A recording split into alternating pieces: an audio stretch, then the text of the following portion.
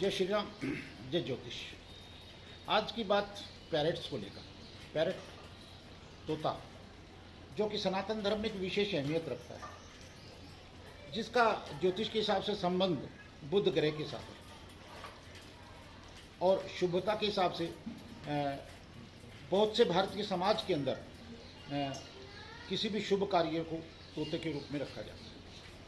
और हमारी सनातन संस्कृति में इनको सुखदेव जी महाराज के नाम से भी जाना जाता है। अमरनाथ जी में दो तोतों की कहानी का बड़ा भारी महत्व है। आज हम बात करेंगे ज्योतिष का और तोते का, पैरेट का क्या संबंध है। बुध ग्रह जो कि तोते के साथ संबंध रखता है। तोता बुध ग्रह की आइटम है। जिस व्यक्ति की कुंडली में बुध ग्रह खराब है उसको एक तो तोते की सेवा करनी चाहिए। दूसरा, जिस व्यक्ति की कुंडली के अंदर 3, 8 और 12 खाने के अंदर बुध बैठा हो उस व्यक्ति को तोता पालना नहीं चाहिए, बल्कि जहां तोता पिंजरे के अंदर कैद हो, अगर बुध खाना नंबर 3 के अंदर है तो 3 पैरेट लेकर के उसको मुक्त करा देना चाहिए, छोड़ देना चाहिए। दूसरी बात, अगर किसी का बुध खाना नंबर 8 में है और उसके जीवन में बहुत सारी समस्याएं हैं, काम का ना चलना, नर्वस सिस्टम का खराब होना, बुद्धि का सही रूप से प्रयोग ना हो पाना, हमारे में कैपेसिटी होने के बावजूद भी हम अपनी भावनाओं को बाहर प्रत्यक्ष रूप से प्रकट ना कर पाना, तो ऐसी स्थिति में हमें 8 तोते खरीद करके जो पिंजरे में बंद हों उनको खरीद करके उनको मुक्त करा देना चाहिए। अब बात करते हैं कुंडली की खाना नंबर 12 की।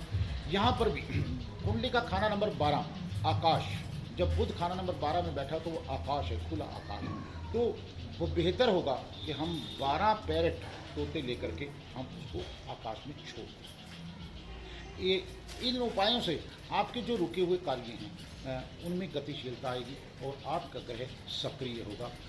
फंसा हुआ पैसा भी आपका आ सकता है और व्यापार में अगर कोई रुकावट है तो आप इस उपाय से उस रुकावट को दूर कर सकते हैं। ये बुध का एक बहुत ही महत्वपूर्ण उपाय का है।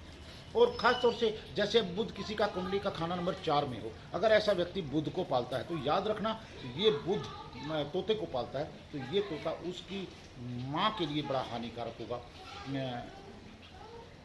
उसकी माँ को जो है बुध खाना नंबर 4 वाले की माता को जो है बहुत प्रभावित करेगा, उसके स्वास्थ्य को प्रभावित करेगा। अगर तोता पाला जाता है तो उसकी मदर को फिट्स भी पड़ सकते हैं। तो इसलिए तो, और दूसरी चीज़, अब तोते को खिलाना क्या चाहिए। अक्सर लोग जो है तोते को बाजरा खिलाते हैं।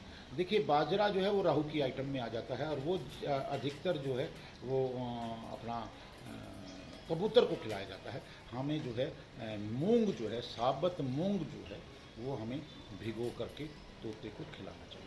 और जिस व्यक्ति की कुंडली के अंदर मंगल और बुध इकट्ठे बैठे हों और ख़ास तौर से वो ख़राब घरों में हों, जैसे कि खाना नंबर 8 में हों, तो उस व्यक्ति को भी तोता कभी नहीं पालना चाहिए। इस बात का विशेष ध्यान रखें।